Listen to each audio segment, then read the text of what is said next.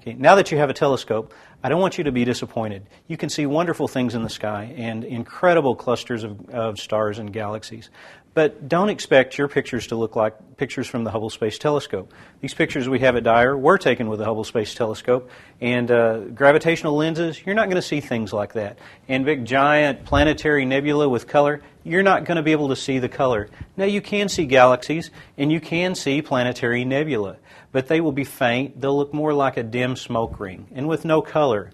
Now the Orion Nebula is a wonderful thing that you can see naked eye, so a small telescope is very good for that. And you'll be able to see the cloud, and you'll be able to see maybe a little greenish tint to it. You will be able to see some galaxies. Now I want you to know too, with a small telescope, sometimes you can see more stuff than you can with a large telescope. A 6-8-inch telescope, aperture telescope, might give you a better view because some nights the air is not stable.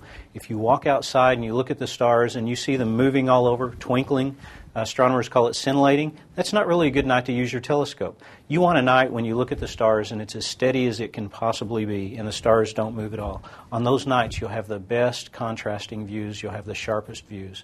So when you walk outside, look at the brightest stars and see if they're twinkling. If they are, your things won't be as great through your telescope on those nights.